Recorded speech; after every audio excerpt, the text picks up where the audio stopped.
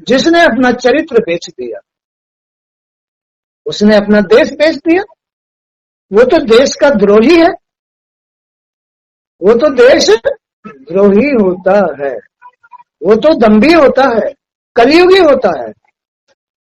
जैसा अभी मैंने कलयुग के कुछ लक्षणों का प्रदर्शन किया, जिसने अपने मन के अशांति से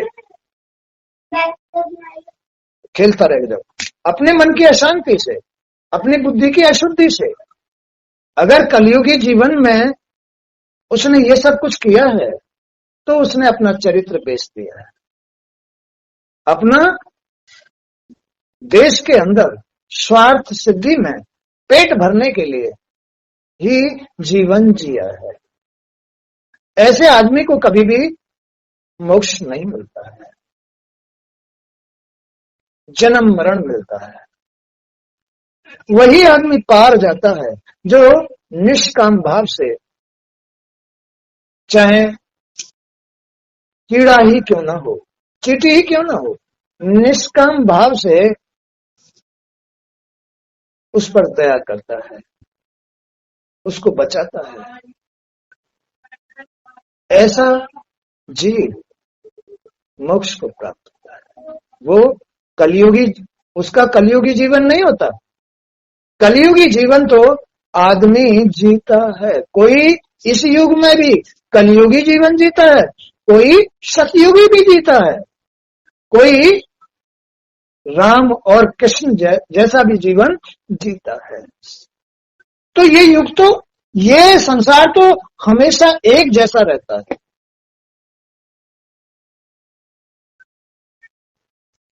युगी तो जीव होता है, जीव के लिए युग बदलता है। कभी सतयुग तो कभी त्रेता, कभी द्वापर तो कभी कलयुग। हर एक के जीवन में चारों युग बार बार बदलते रहते हैं।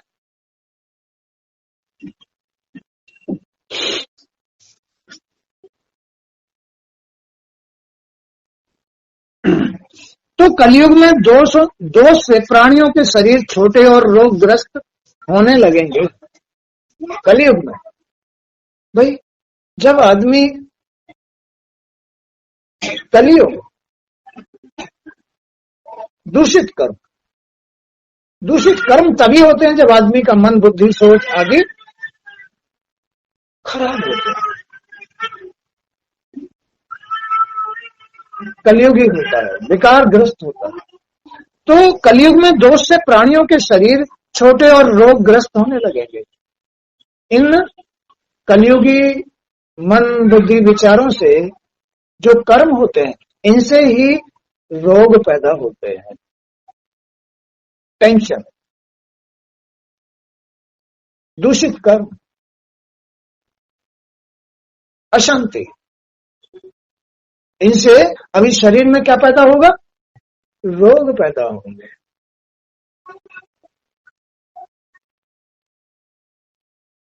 टेंशन में पड़ा रहेगा, दूषित भोजन करेगा, डॉक्टरों के पास जाएगा, साइड इफेक्ट होंगे। तो फिर क्या होगा? शरीर रोगग्रस्त हो जाएंगे। जैसा किया वैसा पा लिया। तो इसलिए इस कलयुग के अंदर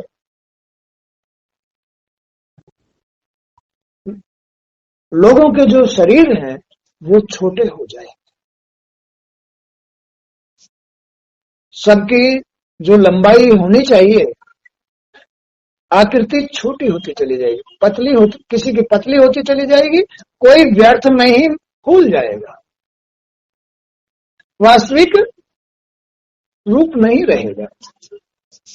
वर्णाश्रमों का भेद नष्ट हो जाएगा। वर्णाश्रमों का, कौन ब्राह्मण है, कौन वैश्य है, कौन शूद्र है, कौन क्षत्रिय है, सब एक खिचड़ी हो जाएगी।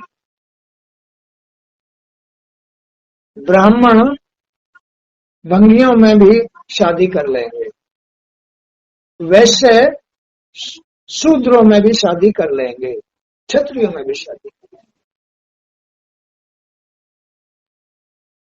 कोई वर्णाश्रम नहीं रहेगा, भेद में आ जाएंगे। तो वर्णाश्रमों का भेद माने कि ये भेदभाव भी खत्म हो जाएगा।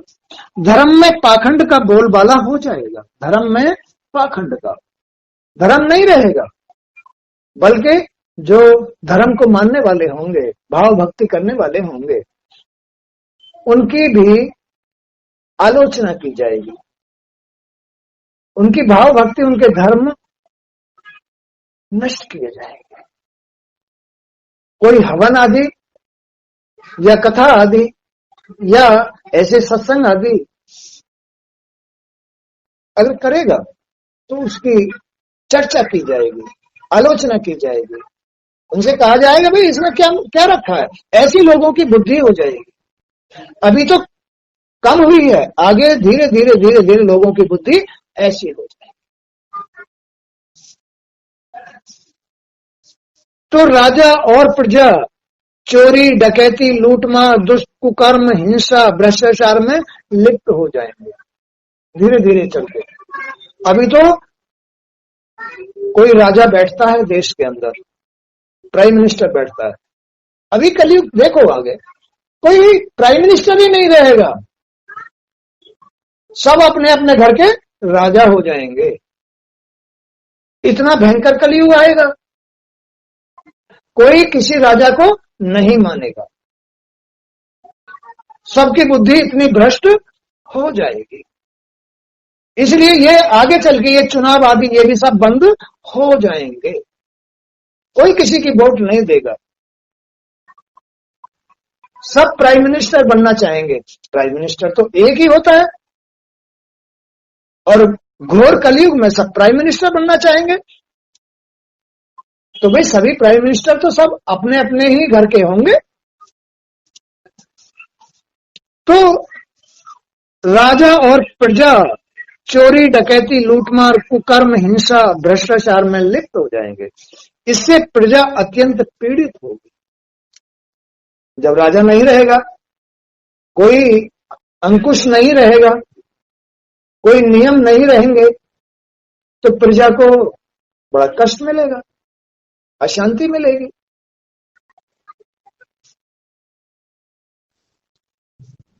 चारों वर्णों के लोग शूद्रों के समान हो जाएंगे। चारों वर्णों के कौन कौन से? ब्राह्मण, वैश्य, शूद्र, क्षत्रिय, सब शूद्रों के समान हो जाएंगे, एक जैसे हो जाएंगे। सब नीच हो जाएंगे, सब नीच बन जाएंगे। अपना अपना जो शूद्रों का काम है वो ब्राह्मण भी करेंगे, वैश्य भी करेंगे, क्षत्रिय भी करेंगे। जब कोई राजा ही नहीं रहेगा, सब अपने अपने घर के राजा हो जाएंगे, हैं? तो फिर उसमें व्यवस्था कहां रहेगी? व्यवस्था तो खत्म हो जाएगी। और सब अपने अपने घर का काम स्वयं करेंगे।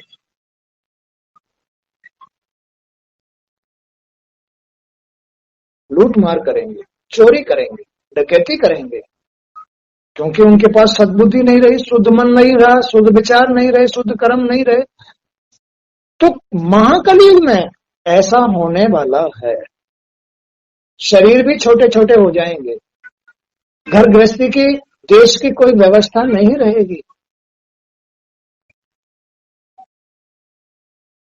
मारामारी बढ़ जाएगी। कलयुग का अंत आते आते मनुष्यों का स्वागत गधों जैसा हो जाएगा। मनुष्य में और गधे में कोई अंतर नहीं रहेगा। जैसे गधा बीच सड़क में चलता है, बीच सड़क पे बैठता है, बोझा ढोता है, डंडे खाता है,